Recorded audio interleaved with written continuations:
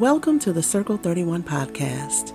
I'm your host, Ayanna Robinson Dixon, and on today's episode, I'll be speaking with a couple who've been loving each other and leading in ministry together for 30 years. Now here is my conversation with Bishop Darryl and Lady Dionne Brister. All right, I am Bishop Darryl S. Brister, privileged to pastor the Beacon Light International Baptist Cathedral here in the city of New Orleans, Louisiana, now for 30 years. I also am privileged to serve as the second presiding bishop with the Full Gospel Baptist Church Fellowship International, where our presiding bishop is Bishop Joseph Warren Walker III, and our founder is Bishop Paul S. Morton. And I am Lady Dionne Brister, First Lady of Bishop Darryl S. Brister for 30 years. So what? So that's who we are. Well, we are so happy to have you as guests on the Circle 31 podcast. Welcome to the show. Thank you. We are excited and elated. Thank you.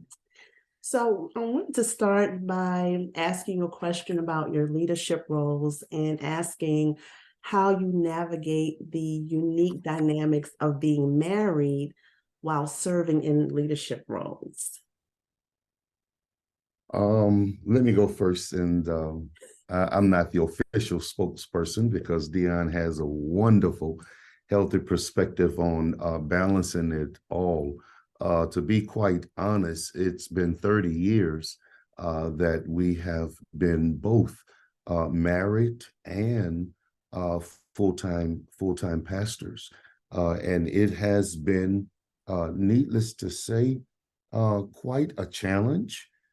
Being able to, of course, be there to lead, to guide a congregation, and then still be able to properly nurture the personal relationship what is needed. Because in the words of Bishop T.D. Jakes, he told me this, I'll never forget it, back in 2008, he said, happy wife, happy life. Unhappy wife, unhappy life. So it is, of course, day by day, week by week, month by month. What you say, Dionne? Absolutely. The unique dynamic of it all is that we were married in October of 1992. And Bishop, well, he wasn't Bishop then, but he was called to be the pastor July the 3rd of 1993. Wow. So how many months is that, Bishop? Right. So 8 months? Yeah, 8 months. About 8 months after we were married, they called him to become the pastor, and we haven't stopped then. Wow. Haven't stopped yet, rather, yes. I mean, okay, listen, Lady B, we have to stop. I have to put a pin right here because I need you to talk to me about what that was like for you as a new wife going into that ministry role. Okay, I'll be honored to. Well, I'm a former Catholic, first of all, and he was Baptist. So of course, that was the first new dynamic of it all. I didn't know anything about being a first lady. I didn't know the roles. I didn't know the calling. I didn't pray to ask God to marry a minister then. So it was very God guided, let's say that. So I just would believe that I would like to think rather that God just walked me through it step by step, and under his leadership and under his guidance, I just pretty much depended on him to walk me through it. So it was a very different experience, and I just think that God just prepared me to be his helpmate, and that's pretty much how I did it. I didn't know if I was doing it right. I didn't know if I was doing it wrong. I just was trying to fulfill the purpose and the assignment that God had called me to do. So it was challenging because I wasn't a people's person. I would consider myself at that time to be pretty much an introvert. I was single. I didn't have any children. I was working. I lived on my own. And then all of a sudden I'm thrusted into this life of people. And yeah, how's that plug? Right. Yeah. How's that peg? And if I could, that's why I was saying in my comment, day by day, week by week, month by month, because here we are now 30 years down the road. And what Dionne is basically saying is we didn't have a guide. We didn't have a pattern. We didn't have a model. We found ourselves as trailblazers. If I could have picked up the phone and called a pastor and say, man, how you do this? Or if she could add a first lady but we, again, God just, that's how we felt. We literally walked it out day by day. And needless to say, in the processes of that, there were some bumps, there were some bruises. And that's why I believe, and Dionne would agree also, our spiritual sons and daughters now benefit because we've been able to blaze that trail. Right. We've been able to go before them. We know what it looks like when there's out of balance. I can go in the presence of a pastor, any of my spiritual sons, and I know right away whether or not their wives are happy, content, or upset with a smile. Ooh, ooh. we can see it. We know it. We've been there. We've had to do it, unfortunately, but the challenge, and by the grace of God, is we didn't have a pattern. We didn't have a model. So what it kind of makes me think about is, oh God, I'm preaching. I don't want to. Go ahead, Bishop. What it makes me think about is, the account when the Bible talks about the 10 lepers. The 10 lepers are covered with leprosy, and Jesus tells them to go show yourselves to the priests. Yeah. Now, the priest, of course, was to declare that the lepers had been cleansed, but these individuals got leprosy all over their body. Right. Why would Jesus tell them in their state to go show themselves to the priests when it's obvious that they have leprosy all over their body? But the Bible says, as they went, they were healed. As they went, as they went. God told Abraham, go into a land that I'm going to show you. Where is that? Right. And so often in our Christian walk, we are looking for point A, B, C, D, instead of just taking God by the hand and letting him walk us where we've never been before. And when we do that, it causes us to daily, to daily depend on him, to weekly depend on him, to monthly depend on him. Because now here we are 30 years down the road, and we're in a different place in a space, but we've never been here before. Wow. And again, we still don't have the cookie cutter, the pattern, the model, the handbook. That's what I was about to say, the how-to guide. We can't Google it. Well, let's go back to this, because at the time he was called to become the pastor, he was already serving Bishop Paul S. Martin as first assistant. So I'm thinking that's going to be his job to continue, in a career serving Bishop Martin. So, hey, okay, I could go to church and see my husband stand and assist Bishop Martin. I can do that. But called to be a first lady, that's a whole different dynamic. Totally. It makes me think, Bishop, take us back to when you, before you met Lady B, like just before you met Lady B, and your heart is postured, you've been asking God for a wife. Did you have in mind what you thought you needed for where you thought you might be going in ministry? Talk to us a little bit about that. Wow. I've never been asked that question in all interviews. Thank you so much. Thank you. That's deep. That's thought provoking. And the answer to that is I did. I did. And that's why I say it's so thought-provoking, because I never thought about it that way. As Dionne mentioned, Bishop Morton, of course, was a model and a mentor that I always perhaps saw myself doing what he was doing.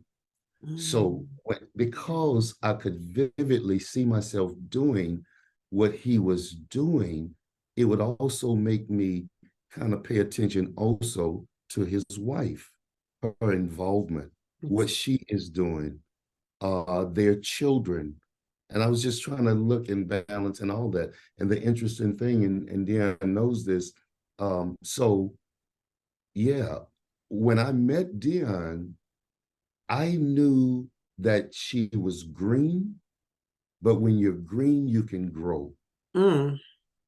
When you're ripe, you can only rotten. Right. So I knew she was green. I knew she had potential. And more than anything, I knew she had a relationship with God. She's independent. She's got a self. And I begin to think, Lord, if you are taking me where my vision has already shown me, then this is the kind of person I would need to hold it down in the background. That's good. And really, and now 30 years later, that's exactly She's holding it down. holding it down, literally, because our home, our personal life, our children, and now grandchildren is an operation and a ministry in and of itself. Yes, indeed. So, and she have taken that role from day one, because she was already equipped to do it, because she was doing it for herself as an independent, single, satisfied woman. Okay. I have to ask this question, and this is just pure nosiness. So, Lady B, Yeah. how did Bishop grab your attention as a single woman? Oh God. As a single woman. Oof. Okay, so at the time I met him, I was in a bad place mentally. I was single, dating, not right choices or whatever. So I'm looking at him, and he just had this glow about himself that I had never seen nor was attracted to in another male. And that's what stood out with him to me. But at the time, I wasn't looking for a relationship. I wasn't looking for anyone. At that time, I said, God, I want to get to prayer service. I want to go home and be by myself. But then after that particular service, my youngest brother was hunting me down saying, hey, someone want to talk to you. And it's my friend I was with at church. And I said, no, I'm good.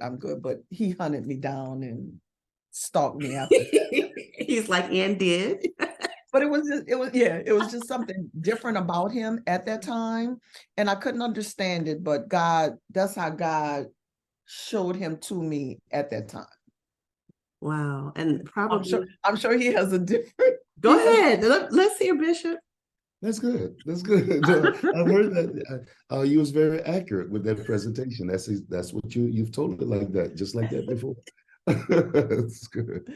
And the interesting thing the interesting thing with me was, Dionne and I went to the same high school together. Okay. She, of course, had no idea of who I was in high school, because when she was a senior, I was only a freshman. Okay. For her, because she was just very, very attractive, studious, but I was just a young freshman. Right. Asked me, would you please come with me? I've got a coworker. I need you to minister to her, who happens to be Dionne's mother. As I'm praying with her, sitting on the sofa, I look up and see a picture of Dionne and her two brothers. And I said, wait a minute. I say, that's the girl from high school. I asked her mother, I say, did your daughter go to McMain? She says, yes. And I asked her name. She says, that is Dionne. And I said, oh my God. But I was on my way to Korea. Oh, And 3 days later, I left going to Korea for a year and a half. wow. Yeah. So the whole time I'm in Korea, church in the military, a prophetess comes in one night, and the prophetess began to prophesy, knowing that I'm the pastor. She turns and she says, she's crying. She says, the word of the Lord is, Dionne is your wife. Now I'm in Korea in a whole nother time zone. And as soon as this lady prophesied this, in my spirit, I rebuked her because we had a young lady in our choir. Her name was Dionne in our church there in Korea. And when she said that, instantly in my mind, I say, she missed God, because the people in the church was already trying to say, Dionne is single, pastor is single, Right. I was like, that lady missed God. Gotcha. She missed God. Gotcha. I was in Korea for almost another year. As soon as I come home, I go to a prayer meeting. That's the same prayer meeting I went to. That I said, God, I have to get to the prayer meeting. Wow. Right. Divine connection. Yes. That's beautiful. And the first day I'm home, I'm at the prayer meeting and I see her. And I'm saying, who? And I asked Eric, My brother, her brother, I said, what's her name? And he said, Dionne. yeah. Wow. Isn't that crazy? That is beautiful. Isn't that crazy? It is. I love how God, that's just a beautiful, my prayer is as people listen to your testimony, that somebody will be encouraged, because as you were saying before, when you were talking about the two of you in your early years, talking about you guys didn't have a blueprint, you didn't have a guide, you couldn't Google, but you guys were, you were trailblazers, right? And I believe that there are people who will be listening to this episode who feel the same way. I know God is leading me somewhere. I don't have anybody to call, but if I just follow the example of these two people, these veterans in the faith, and just follow the Holy Spirit, follow the Lord, then I'll have a testimony that he did it. He put it together. I didn't have all the pieces at the same, at once, but just day by day, like you said, day by day, week by week, month by month, the Lord just continued to order, my steps. So I thank you so much for sharing that testimony. And we're almost out of time. So I have one more question. I know. We got to do part 2. I'm telling you, y'all need I need a few episodes. But I wanted to ask you if you could just share some practical tips or advice for other couples who are involved in ministry together. Maybe they're having trouble with navigating their personal life together in ministry. They don't know how to balance it. Maybe, they're still trying to find that groove, find their way of working together in both spaces. Can you share some insight on that? Well, it's different for us because I'm not involved in the ministerial part of the ministry. So I'm pretty much over, per se, the women's ministry. I help in other areas of serving. So although it's different from that perspective, it continues to be a lot of work. So I feel that my role is more supportive to him in the ministry, not assisting with the preaching or the teaching or what have you. So it's a little bit different from that perspective. Yeah. And I would recommend and encourage, because so often the destruction, as we have seen, even among our peers, so many that we were doing this together with 30 years ago, Mm. they're no longer together. Their churches Wow. have disintegrated. I mean, their marriages are torn apart. And it's couple after couple. We can name several couples that everybody who's listening to this podcast would know. When we all were doing all of this, we were all doing this all together. I would say to the pastor to understand who your wife is and Mm. allow her to be that, and not try to make her into what you've seen in perhaps other bishops or pastors' wives. That's good. Yes, and I may add to that, for the first lady, the female, the wife, know what your calling is. I know that God never showed me that I would be well, I am a minister in a sense, but to become an elder, to become a co-pastor, to become a co-laborer, God never showed me that. And I've had people, apostles, prophets, not saying that their prophecy was inaccurate, but I know that God told me that I would never wear a collar next to his collar, which was okay though. And I accepted that calling, and I stuck to that because I knew that wasn't my desire, and that wasn't my assignment. And neither was my assignment, desire, or anointing was to have a co-pastor. Gotcha. Dionne was never my co-pastor because of who I was and who I am as bishop, as pastor. Dionne is not just first lady and not just wife, but she's actually my manager. She's she's my PR person. Yes. She's my accountant. You know what I'm saying? She's actually my paralegal. All right. And all of the things that she do naturally is what I've always allowed her to do, that brings out the best of her, because what it does, it allows me to stay focused on what my assignment is, and that is, of course, for God's people. So we're recapping pretty much some pastors thrust their wives into that particular position, which may not have been their That's assignment. exactly right. And then let me go back to the point. My initial attraction to Dionne was her love and her relationship for God. And I know that then, and even for now, but we were never going to be tag teaming, preaching messages and sermon. I get the mic. Some people, that's what they do. Yeah. That's not what God had called us to do. She handles it behind the scenes. I stand out on front of the stage before the people, knowing that everything behind the curtain is well. The bills are paid, and if they're not paid, at least they've been contacted. And when they call me and say, "Do I say I know?"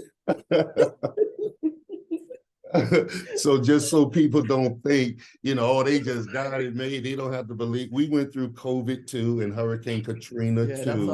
That's a whole nother aspect. That's another episode, because we don't have time, because that's one of the things you guys will have to come back, because we don't have time to talk about your journey through that whole time. We would love to.